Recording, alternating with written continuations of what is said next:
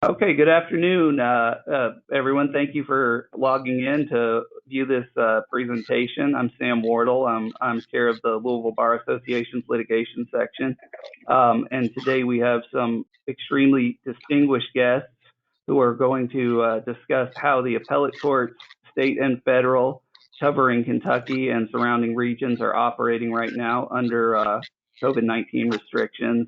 And as well as some best practices for attorneys practicing in these courts, and perhaps a look forward as to how legal practice might look moving forward and whether there might be long-term changes.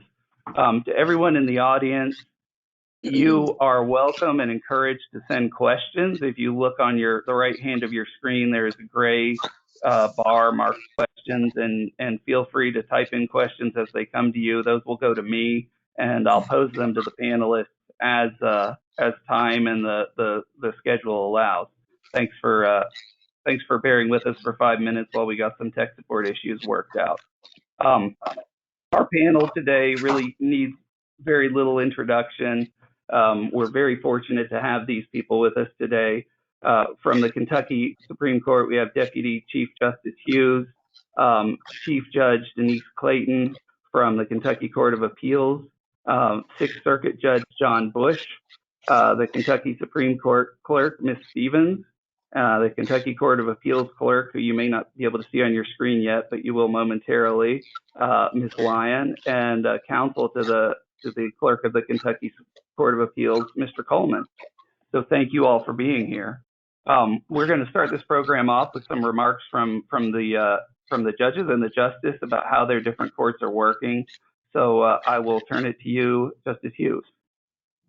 All right, good afternoon, and thank you for hosting this event. Speaking about the Kentucky Supreme Court, our role has actually been a dual role for the last several weeks. I know that the participants in the webinar are probably most interested in appellate practice, and we'll be discussing that somewhat in depth, but I would be remiss if I didn't point out that we are a unified court system in Kentucky, and the Kentucky Supreme Court and the Chief Justice bear responsibility for the administration of the judicial branch of government.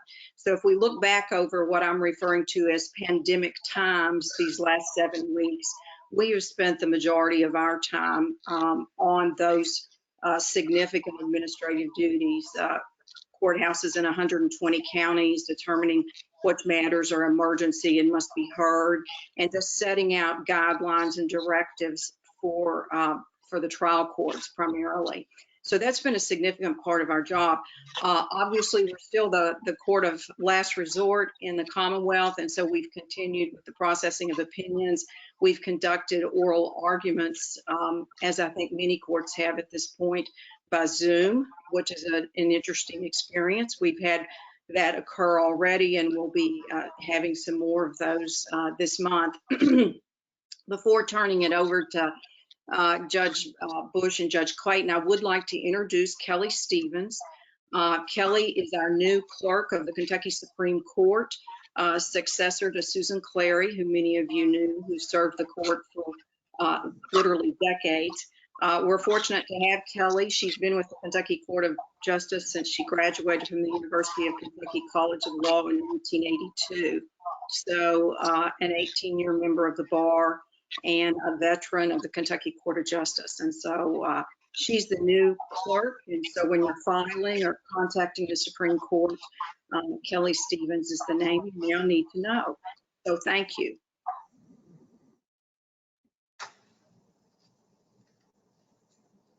And I'll just say hello and thank you, Justice Hughes.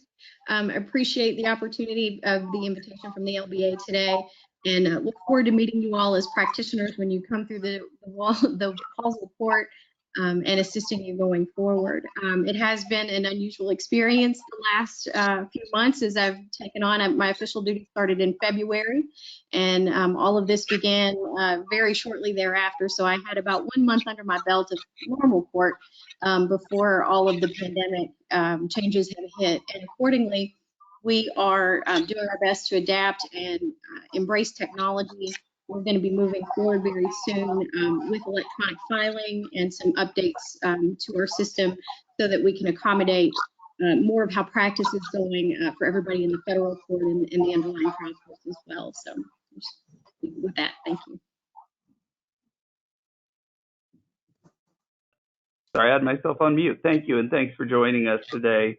Can I just ask, I heard a little background noise while we were talking. With the panelists are not talking for a moment. Can you mute either? There's a green button with a picture of a phone. If you just push that, that should mute your microphone so any background noise where you are doesn't come through. Judge Clayton, would you be able to talk to us about how the Court of Appeals is operating? Yes, and thank you for inviting the Court of Appeals to participate. Yes, actually during this time period, which obviously has been challenging for everyone, it's been challenging for our staff, particularly in central office, where we're working kind of a staggered shift. Interestingly enough, our total filings year to date are not that much different than they were a year ago. A year ago, through April 30th, we had 607 cases filed. This year, we've had 545. What is also, though, very interesting is that our clearance rate is higher than it was this time a year ago. Our clearance rate is almost 116% of our cases. So obviously, that's taking account for cases that were filed in previous years. So the court is functioning. The work is getting done. People have been very patient and tolerant in terms of the new schedule. We obviously follow the administrative orders from the Supreme Court, and our filing deadlines and extensions all been consistent with theirs.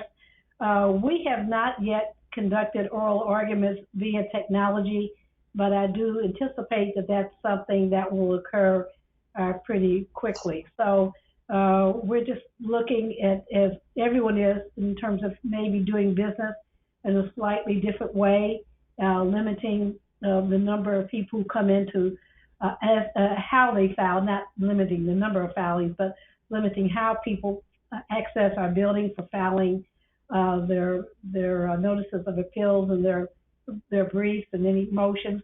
So all those things have been done a little differently. But otherwise, fortunately, we have a great group of people, and it's working very well. And with me today are, as indicated earlier, Rebecca Lyon, the clerk of the, who I think is lurking in the background there, with Danny Coleman, who's counsel to the clerk, and they and the management team in Frankfurt have been really bearing the brunt of a lot of the changes. All of our attorneys who work for us have the option of working from home, so that work is able to continue. But work in the clerk's office has been a more challenging thing to accomplish. I don't know, Danny or Becky, you want to say anything? I'm sorry, I had technical difficulties with my laptop, so I apologize for that. I have successfully taken part in other remote meetings, but we're doing the 50-50 staffing in accordance with the Supreme Court's guidance. And the way that our clerk's office works is half of us are in this week, and half, well, the half that aren't here this week will come in next week. But primarily, you know, as Chief Judge Clayton said, we are getting the work done. It is different, but we're all pulling together, and we're putting the litigants primary. We really don't want things to slow down. And as the chief talked about our disposition rate, it's actually, our clearance rate is actually higher. So we are working, and it is tough, but we're getting the job done. So Danny? Yeah, just to echo that, I was thrilled to see that we've actually rendered more opinions this year than we had this time last year. I think that just evidences, as Chief said, the goal of making sure the litigants aren't as impacted as much as they could be by this situation. And it's been difficult, but I think we're doing a good job of doing that for the public. Thank you. Thank you. And finally, Judge Bush of the Sixth Circuit, thanks for joining us today. Would you mind providing just a brief overview of how the restrictions have changed operations at your court and what you and the other judges are doing? Sure. It's great to be with you today. I appreciate this opportunity to report from the federal side of things.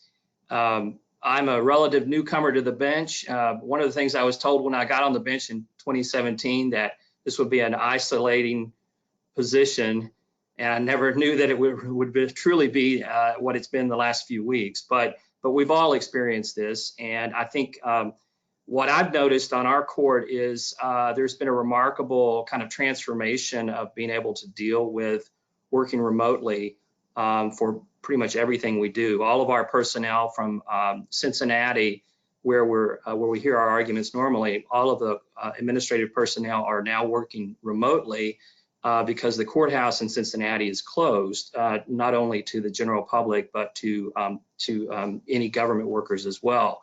So it's been a true remote setup that we've had at the Sixth Circuit the last several weeks. The last time we met together in person would have been during our March sitting. We were there, we were scheduled to be in Cincinnati for 2 weeks. Typically half of our court sits 1 week, the other half the other week. The first week was held, but during that week was when the pandemic got into the news most vividly with President Trump's announcement, I believe in the middle of that week, about the overseas travel restrictions coming from Europe. And so at the end of the week, we had to make the decision whether to continue to have our oral arguments in Cincinnati the following week or to postpone them, and we decided to postpone them. And since that time, we've been rescheduling them either by telephone or video conference. And we are now in the process of our May sitting this week, and also last week we had it, but I'm currently sitting this week. I'll have a video conference tomorrow and then a teleconference of arguments on Friday. So we've worked our way through it. The main issues that we've had to address, obviously first, whether, when, and how to have oral arguments, given that we can't meet in person. So we worked our way through that now, and it's decided basically on a panel by panel decision as to how the arguments will be held, whether they'll be by telephone or video. And then we're maintaining our schedule of when we were going to have arguments. We basically meet around 7 times a year for 2-week sittings, and those are spaced out approximately a little bit less than 2 months between each other. So we're continuing that schedule, but we're having to make decisions as we go along whether we're going to have it in person or not. So far, we've had remote for both the second half of the March sitting and this May sitting.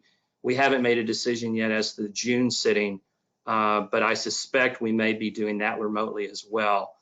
We've also had to address how to alter filing deadlines and procedures, and also just the basic mechanics of day-to-day life of who in our chambers would work remotely. Keep in mind the Sixth Circuit is over 4 different states. So we have chambers from as far south as Nashville all the way up to Bar Harbor, Michigan. We have 16 active judges, 12 senior judges, and they in turn each have their clerks and staff. And so we have to deal with all of us being in different locations throughout the circuit in determining how to handle remote. So, but it's worked out pretty well. And I would say, we're not perfect. We will make mistakes, but I welcome our discussion today to maybe bring out some of the issues that we need to be paying attention to. And I appreciate this dialogue. Thank you, Judge Bush. Justice Hughes, has the Kentucky Supreme Court held any oral arguments, and what is the court doing to facilitate those? Yes, we have held one oral argument. We decided that probably we needed to move cautiously initially because for those who have participated in remote oral arguments, there is a choreography to it, if you will. our Chief Justice, John Minton, is a former chair of the National Council of Chief Justices and has a lot of friends around the country. And the sage advice that he received from a couple of his friends, do a dress rehearsal. So we actually did that. We all logged on. Kelly arranged it for one Friday morning. We all logged on and figured out not only the technology, but also how to proceed in terms of at the Supreme Court. For those who are watching, who've been to the Supreme Court, you know, there are different philosophies on the bench about questions. Having argued in the Supreme Court and the Sixth Circuit and other places, I, as a litigant or as an attorney, always appreciated it if I could at least talk for 60 seconds or 2 minutes before somebody hit me with a question. And so I've tried to adopt that in my own approach. I really do believe there's value to letting the advocate have some time before he or she is hit with that first question. So we agreed among ourselves, although we had never done this in my almost 13 years on the court, we agreed among ourselves that each of the advocates would have 5 minutes uninterrupted. Because it is different when you're doing things remotely. And the two attorneys who were arguing that case, as I recall, they're both from Louisville. They were told that in advance. Obviously, when you're in the Supreme Court, you have the red light and the yellow light. And I know the Sixth Circuit has those too. So you have those visual cues about where you are and how much more time you have. Well, I assume there's some way in this instance, we had a clock superimposed on the screen. We could see it. I don't remember if counsel could see it or not, but it was sort of a countdown clock. Kelly shaking her head, yes. So the counsel could see it as well. So we agreed among ourselves 5 minutes. And of course, the appellant had reserved time for rebuttal. And so you had to do all the math and figure out, okay, where in the countdown clock can you start asking? But then to avoid that talk over concern, we just decided that either the Chief Justice had to ask us individually, Justice Van Meter, do you have questions? Justice Hughes, do you have questions? Or we needed to just physically raise our hands. And so that's how the first argument proceeded. We had those ground rules, and I think it went very smoothly. The advice I would have for anybody who's being asked to present an argument by Zoom to a state or federal court is think carefully about where you're going to be at the time. Both of these attorneys chose perfectly appropriate backgrounds, but do remember that everybody sees. I personally am working from home, like Judge Bush referred to. We're doing things remotely. My office has not really been open. People have been in and out for periods of time, but we have not all been there since mid-March. So when we do the oral arguments, we learned from the Michigan Supreme Court that you want a virtual background. So the state photographer, under Kelly's direction, took some great photographs of the Kentucky Supreme Court courtroom. And so we all have virtual backgrounds when we conduct arguments that look like we're actually sitting in the Supreme Court courtroom. I highly advise those. But if you're on the other side of the bench, if you're the attorney, think through the lighting and what's visible. And I say that in part because the other thing I've been doing a lot of recently is administering the oath of office to new attorneys, people who took the February bar. And that's always interesting because the new admittee is on the screen and you're on the screen. And a lot of times their parents or their spouse or their in-laws, they invite, we tell them, invite who you will as long as they log on a time. So anyway, I've seen a lot of living rooms and kitchens and offices. And so that would be my comment. Find out if the court that you're arguing before has adopted rules. The clerk will generally share with you exactly what those are. There's much more coordination that goes on for a Zoom or a remote oral argument. Kelly spent a lot of time with the attorneys in that first one, and now we have several more scheduled, and given our first experience, I think they can go quite smoothly. Thank you. Judge Clayton, I believe you mentioned the Court of Appeals was in the process of developing some procedures for holding oral arguments. When do you anticipate starting that, and how's that going to work? Well, you know, the Court of Appeals has 4 different panels that may meet during the course of the month. So it will sort of be up to some degree up to the panels as to how they wish to do that, especially as we begin to reopen. We already have video cam technology, which would allow some of the judges to participate remotely anyway. Then whether or not we do it in fashion similar to the Supreme Court with Zoom is what we really have to decide next, and how do we go about doing that. So we haven't really developed all the protocols now. We're trying to, at least I've tried to talk to some of the judges about the necessity, I believe, of doing these remotely, and if not for everyone, at least to some extent through our video capabilities we already have. So I think if we work on reopening, and we are working on our plan, we'll come up with some suggested guidelines, and we'll follow some of the direction, obviously, any guidance we can get from the Supreme Court and from Kelly Stevens in terms of the best way to do that, and we'll sort of just go forward from there. Thank you. Judge Bush, you mentioned that the Sixth Circuit was taking kind of a panel by panel approach to deciding what cases to hear and how to hear them. What are some of the considerations that are going into those decisions? I mean, what makes you decide to hear one thing over telephone or another by video conference? Yeah, I think it's important to keep in mind that our general rules in the Sixth Circuit for oral argument is if one of the judges on the 3-judge panel wants to have oral argument, we have oral argument. So that's our normal course in how we decide. In the current environment, I think there has been more scrutiny given to cases to determine whether oral argument is actually needed. And so we're probably seeing a lower percentage of cases being orally argued through the remote access than they would otherwise be argued. That may change over time if we continue doing this remotely. I think everyone will get more comfortable with the technology and won't be as skittish about having arguments by telephone or video. As far as the choice between telephone and video, I think it's sort of a division of old school versus new school. I'm sort of an old school kind of person, so I don't have a problem with telephone arguments.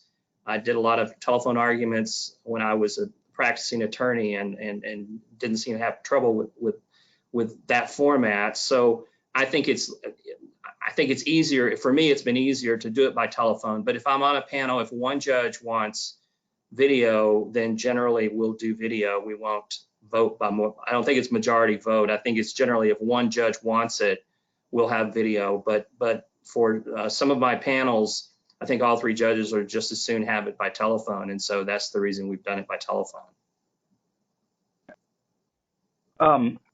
Justice Hughes, I have a really good question here from my colleague, Jason Renselman, who wanted to know, what if an attorney doesn't want to take the full uninterrupted 5 minutes and would like to allow more time for questions? Is that a possibility? And how would that work in terms of time set aside for rebuttal and all the different procedures? Well, that's a really good question, Jason. And as he's been before our court several times, he probably knows the prior Chief Justice, Joe Lambert, ran a really tight clock. I mean, a really tight clock. And Kelly's smiling. She remembers those days. Justice Minton is a little more relaxed. He generally wants the advocate to have the full time and not be held back by the fact that sometimes the questions are just coming fast and furious, and maybe the advocate doesn't feel like that he or she gets to address everything they want to address, and suddenly their 15 minutes is gone. So first of all, I would say, as you know, Justice Minton's more liberal with the clock. I think it would be perfectly appropriate under these new rules when you're asked about time, and of course that's the appellant usually reserves 3 minutes or 4 minutes for rebuttal. The appellee argues straight through, but I think when you're conferring with the clerk, which you will do a lot of if you're going to participate in a Zoom oral argument, you could make it clear that it would be perfectly fine with you if that opening 5 minutes turned out to be 3 or 2. And whether the court takes you up on that or not, I don't know. But I will say that for that first oral argument, I thought that was a very good format because it let everyone sort of settle in a little bit and adjust to this new way of doing things.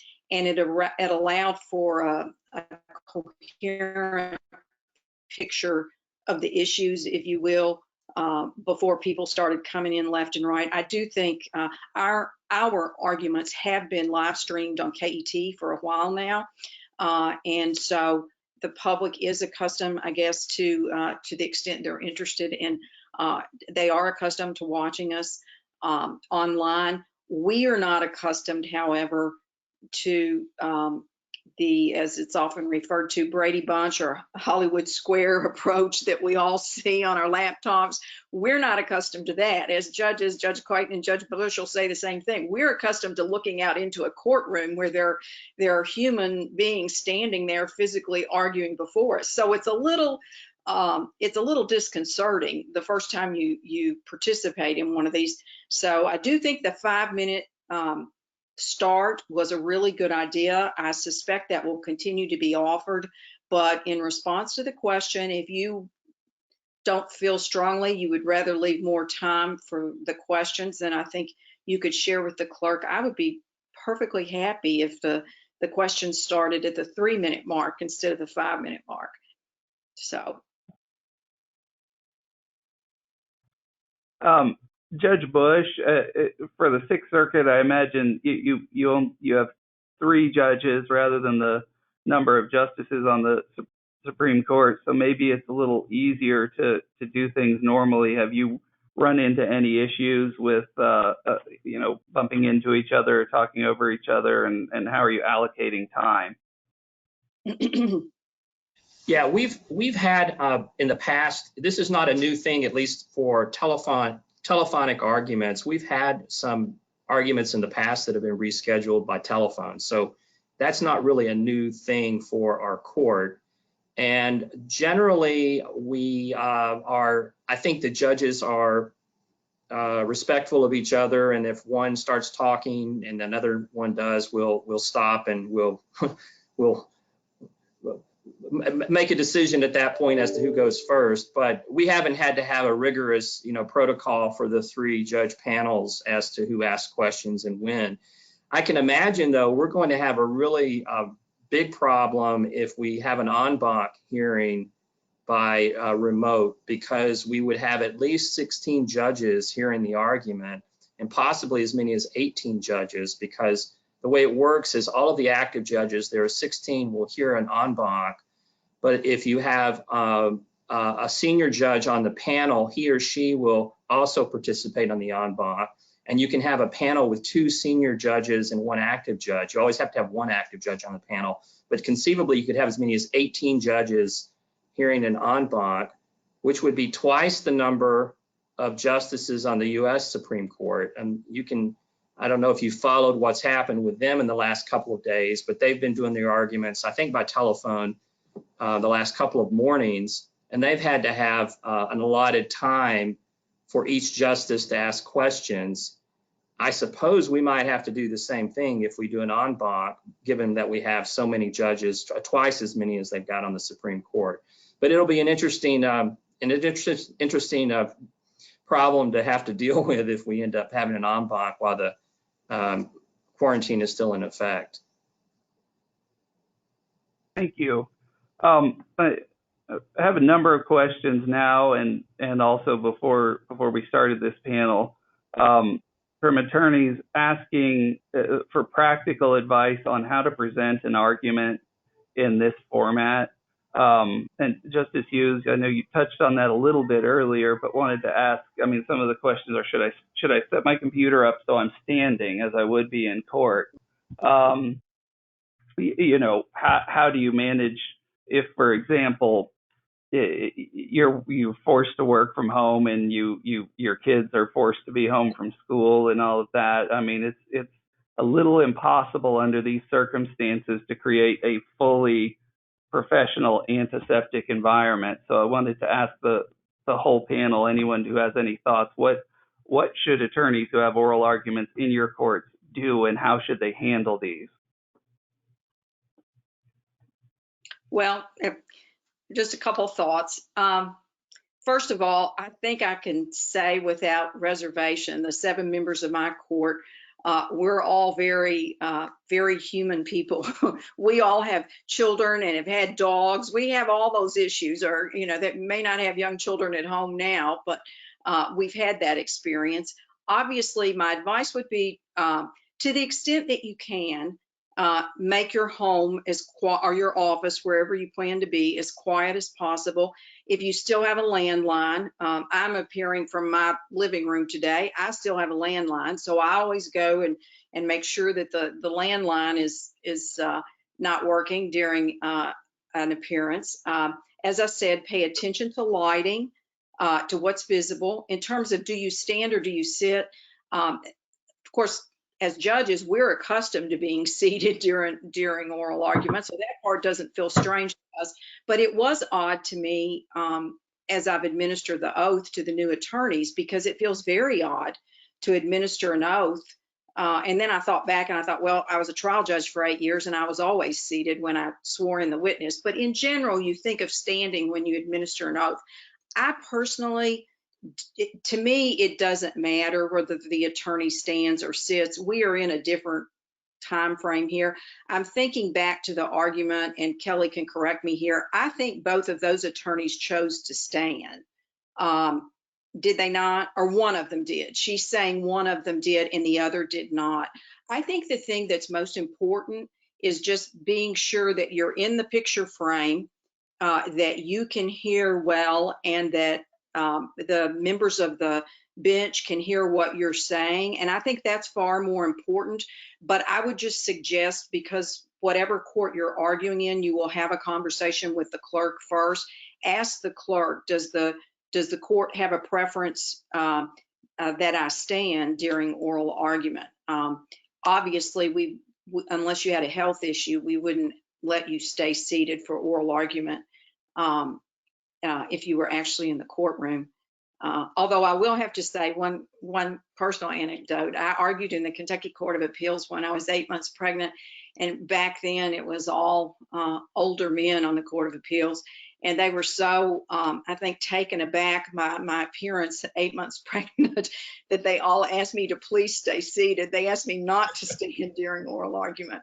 But my thought on that is, for me personally, it doesn't matter if you stand or not, but I would have that conversation with the clerk. And I think Chief Judge Clayton and Judge Bush would probably, their clerks will likewise be speaking with whoever the advocates are, and they can square that away. But that's just my personal, no one on my court, I think, would be offended if you stayed seated. It might be more effective, actually, in a Zoom argument. And if I just might add to that, I think the most important thing for the practitioner to consider is, where do you have your fastest internet connection?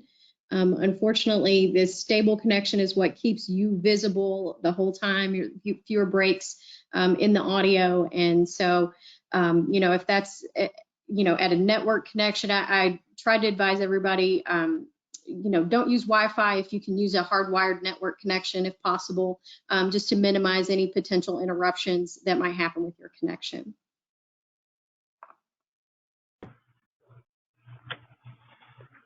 I guess I'm sorry. Go ahead, please. Our first interruption. No, that's fine. You go ahead. Oh, no, go ahead, Judge Bush. Love to hear what you have to say.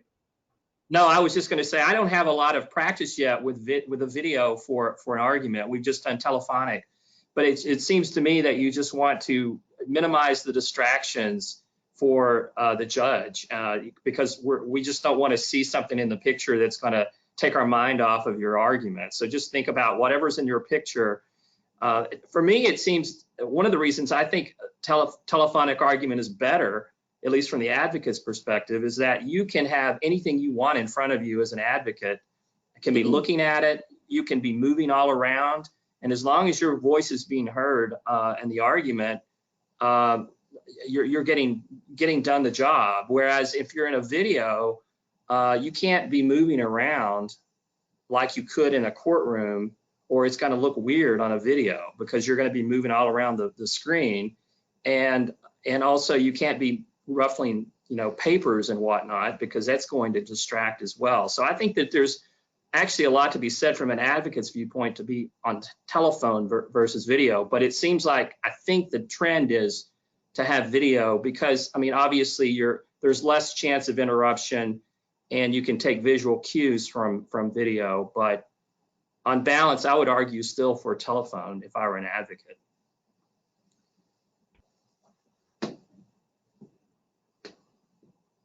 Okay, wanted to shift gears here a little bit. I had a lot of questions about filing issues and sort of administrative handling of cases right now. One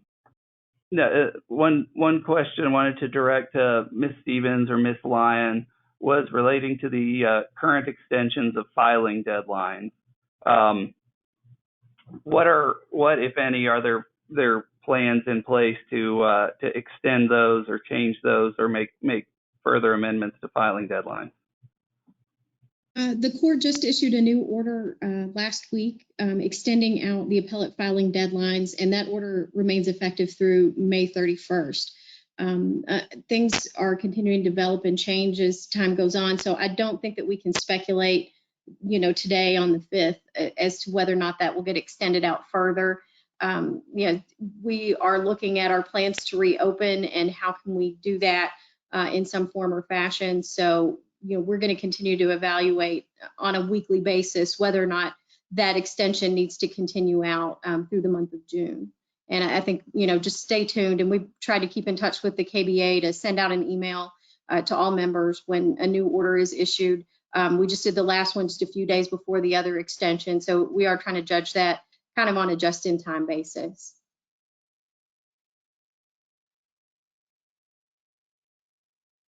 Ms. Lyon, anything to add?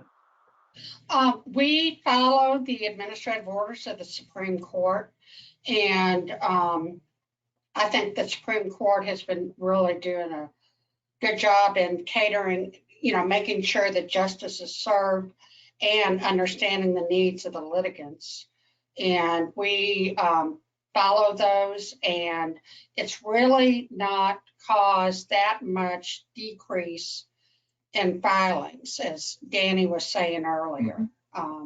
Our filings rate is still going up. So, but as the extensions expire, Kelly and I spoke last week, we're going to see a lot more filings. So, because attorneys are taking advantage of the extra time, and I think they really appreciate it. Mm-hmm. And I'll just quickly add that feel free to give the clerk's office a call. No, I was just going to ask you to say something, so that works. Feel free to give us a call here at the clerk's office.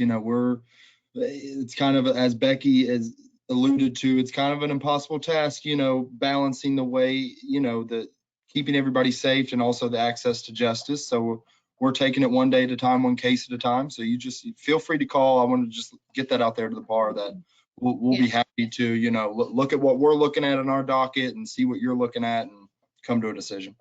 And what I was going to ask you also, if you, Danny, or Becky could just explain now the procedure for filing things at the Court of Appeals, how that's a little different in terms of the physicality of it.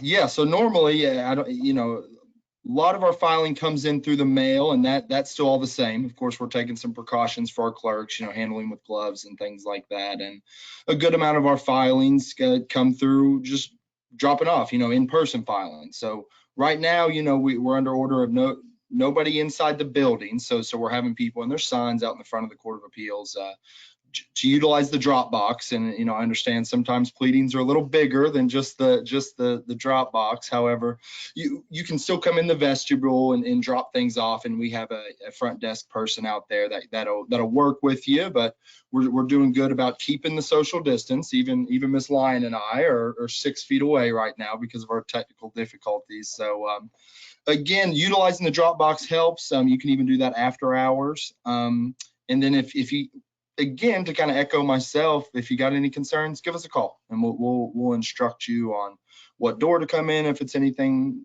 out of the ordinary. And to follow up on that, the Capitol is physically still closed to visitors as well. So we've kind of encountered that issue pretty much from the outset of all of the shutdowns.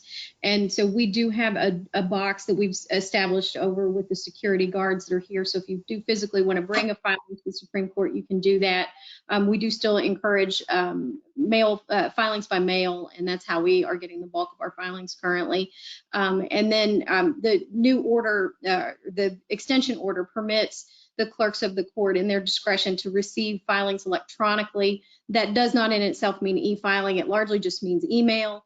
I can't speak for Ms. Lyon, but I've exercised that discretion just a handful of times for offices that are physically closed, either because they've had a confirmed COVID case, and so they literally cannot get into their offices, or their facilities are otherwise shut down. So trying to be flexible, and I would follow up on what Danny said about just contact the clerk's office if you have concerns either about a deadline or how to physically get something to us, and we're happy to work with you on how to accomplish that.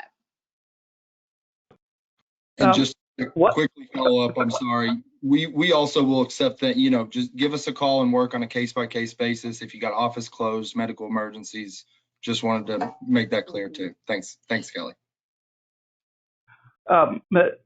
Thank you. And a related question, perhaps for the clerks or perhaps for any of the judges, is what are the procedures in place for litigants to access an appellate record, for example, or a circuit court or in the federal case trial district court record that they need to go and get physically from the clerk's office to make their appeal? At the Court of Appeals, we have a special mechanism where they have to make an appointment, and we only have one person usually per day to come in, and we'll arrange to have that file ready for them in a sanitized office, and then they will, once they leave, the office is sanitized. But they come in through a different entrance with the from the main entrance.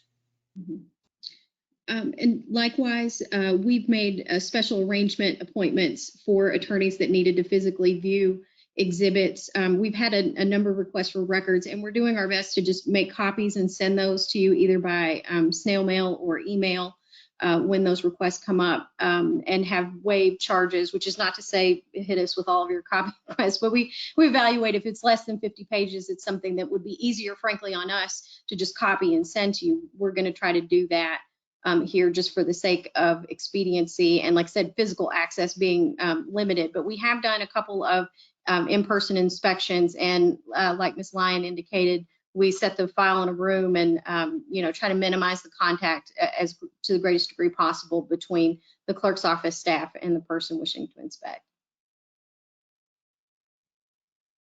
If you could talk about what we were talking with your webinar last week about making sure we need to ensure that people do come in. We ask them if they've been exposed, if they have a new cough, or if they have fever. Well, and I think Justice Hughes watched that same webinar maybe last week, and just some protocols or concerns for opening up the courts and making sure that each person who enters is asked maybe 3 questions. I think they were, have you been coughing? Have you experienced shortness of breath? And have you been exposed to anyone with COVID-19? The question is, of course, then if the answer is yes, as to how you handle it thereafter. So also whether or not, and I don't know what the Court of Justice will come up with, as a protocol, but in terms of taking temperatures of both staff and maybe individuals who come in the building, we need to see how we're going to handle that. And I'll also say that in reference to the record, we also, if we can, we will make copies so people won't have to come in. So we will do both things, both the appointment process that was mentioned, as well as copying information and sending it out.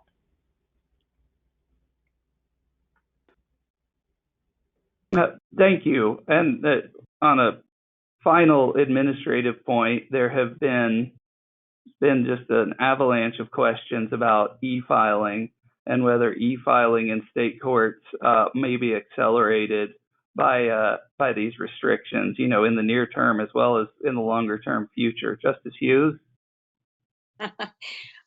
Well, obviously, that's one advantage that the federal courts have in the sense that electronic filing is been commonplace there for some number of years. We do have the option, as individuals know, to file electronically in all the circuit courts. For the appellate piece, I'm going to turn it over to Kelly. We have been working with Thomson Reuters now for some period of time to get the appellate court piece of that up and running. And there actually is a date that I think is a real date now, which was not the case for a while. But I'm going to ask Kelly to address that because, yes, it is on the horizon at the Court of Appeals and the Supreme Court. Absolutely. Kelly, if you will. Be happy to. We are working in earnest. If there was ever a demonstration about the need for electronic filing, this situation has certainly brought that to bear, even on the more reluctant folks that did not want to do it before. We're looking at, as Justice Hughes referenced, a July launch of our new case management system. So that is largely internally facing. That's going to be how we handle records internally. But there are a lot of features with that will allow us to more easily make images of files available out for public access, as well as the ability to distribute orders electronically. E-filing is a separate piece of that, but we are slated. We're going to try to follow it up as soon as we can.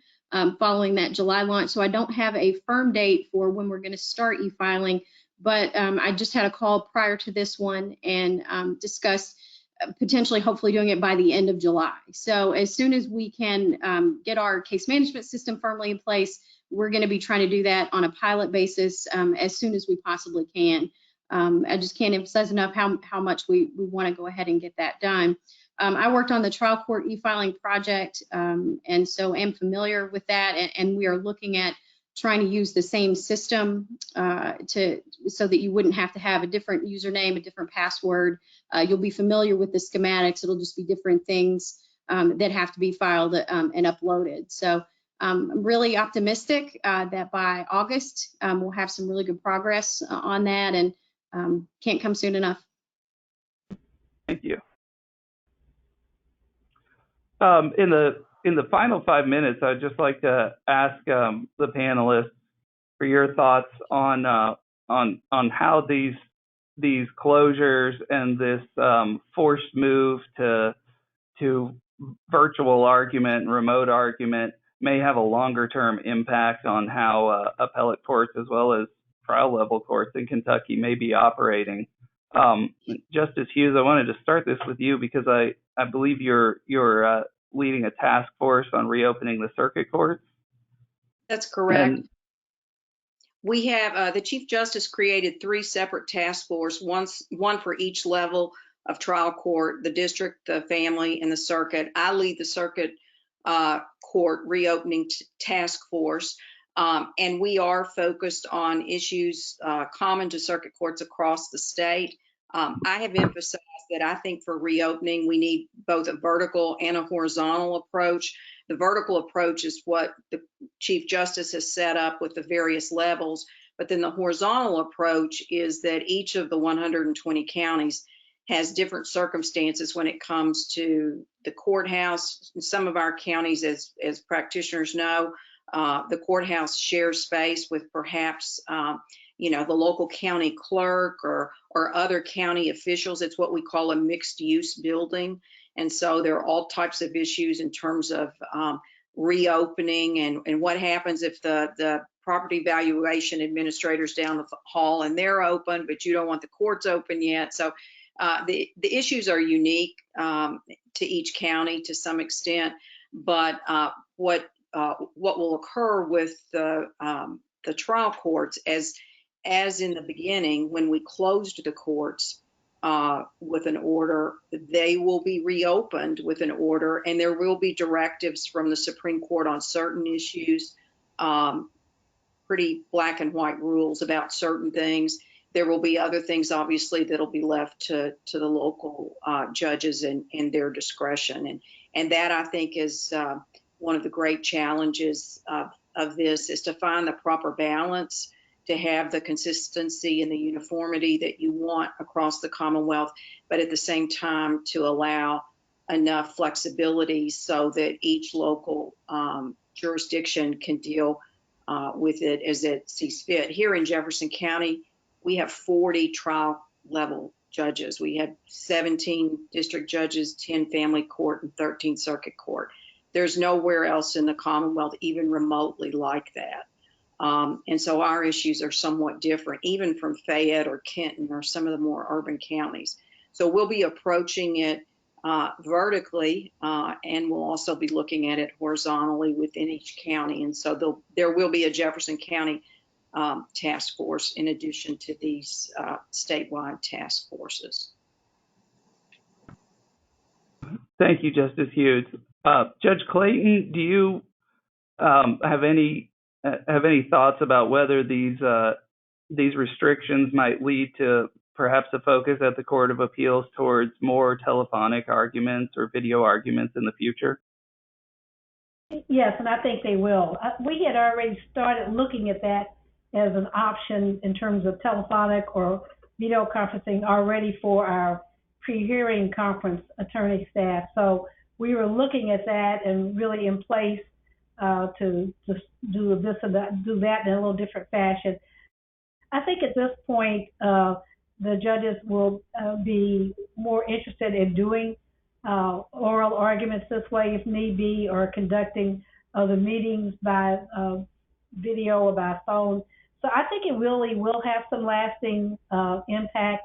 I think, may reflect in some changes we make in how people perform their jobs. The staff has been great in terms of flexibility, but as we assume that the filings will increase with the reopening of the courts, and plus how to safely allow our staff to work again, because so many of them, especially in the clerk's office, will really need to be on site. So I think there will be some permanent changes, or at least some more discussion in terms of being flexible as the times require us to be. And it's great that our case management system and e-filing are on the horizon, because as Kelly Stevenson said, that's obviously something that we really need to do. Thank you. And a final question for Judge Bush. Has the Sixth Circuit or the other courts of appeals, or do you think there's a chance that they also might move more towards telephonic arguments and video arguments in the future, even as the restrictions are lifted? Well, it's hard to say for all the courts, but I can tell you on our court, there are some pretty strong sentiments that we should have in-person arguments. So I would say that once the pandemic is over, at least my guess would be we would go back to having oral arguments in person again. We've always had, or at least in recent years, had the ability, if counsel could not be there in person or a judge, we can have accommodation to have a video in the courtroom for that person to participate. But I think there's going to be a pretty strong viewpoint amongst at least some of the judges that we should continue to have in-person arguments because of the importance of the ceremony of being in the court, and also just being able to see people in person to interact. Okay, thank you. Out of respect for our panelists' time, I want to thank all 6 of you for being here. This has been incredibly helpful, and I feel like we've only scratched the surface of a lot of the things we talked about. To the audience, thank you for tuning in. This is a presentation from the Louisville Bar Association, and given the importance of these issues, the LBA made it available to everyone. But please, if you're not a member, consider becoming a member of the LBA, because it's a vital and really, really important organization to the legal community in Louisville. Deputy Chief Justice Hughes, Chief Judge Clayton, Judge Bush, Mr. Coleman, Ms. Lyons, Ms. Stevens, thank you all so much for being here. If you could just take one moment and smile so the LBA can take a screenshot and we can put this on our website. Thank you, everyone. And with that, thank you very much. Thank you. Thank you.